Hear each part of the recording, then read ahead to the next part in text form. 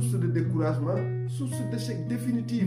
Et là, ça ne sera pas, comme on l'a dit ailleurs, ça ne va pas être ce qu'on appelle un échec initiatique, mais ça va être un échec définitif parce que la personne va totalement abandonner du seul fait que la personne manque de confiance.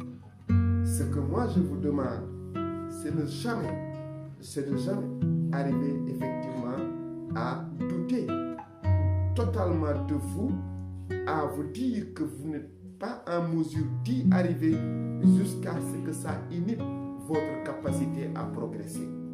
Donc, vous devez à tout moment de la progression de ce que vous voulez réussir, à tout moment, il faut puiser de l'énergie en vous-même, boosté par la confiance que vous avez en vous-même pour effectivement persévérer et réussir. Et vous dire, les grandes choses se réussissent toujours en fournissant autant d'efforts que de la grandeur et de l'ambition que vous voulez en réalité. Donc la motivation elle-même te met en mouvement et justement la confiance en soi permet d'aller jusqu'au bout. C'est comme j'ai dit tout à l'heure, voici la combinaison.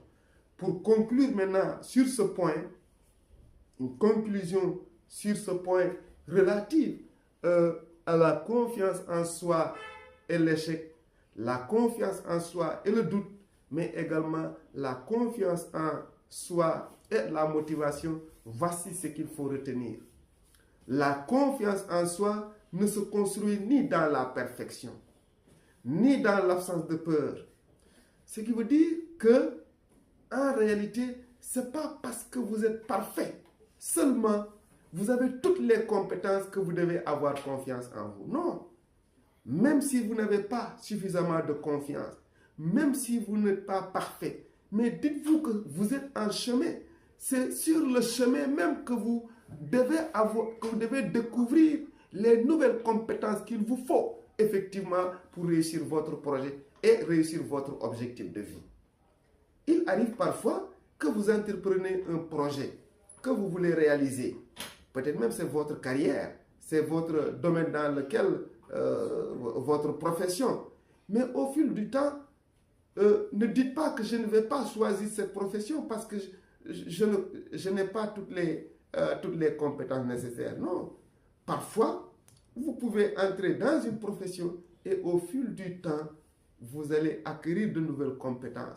Vous allez faire des formations et c'est ça qui va vous permettre effectivement de renforcer votre confiance en soi.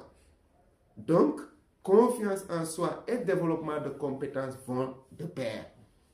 Vous ne pouvez pas avoir la confiance en vous-même si vous ne développez pas au fil du temps vos compétences qui sont nécessaires dans le cadre de la réalisation de votre projet. Comprendre que la confiance en soi se forge dans l'échec accepté. Quand vous entreprenez une chose et que vous échouez, acceptez cet échec-là. Il faut comprendre que cet échec-là est un échec initiatique, c'est une étape vers la réalisation définitive de votre projet. Il faut accepter effectivement les échecs dans la vie. Elles sont nécessaires. Elles accompagnent les réussites dans la vie.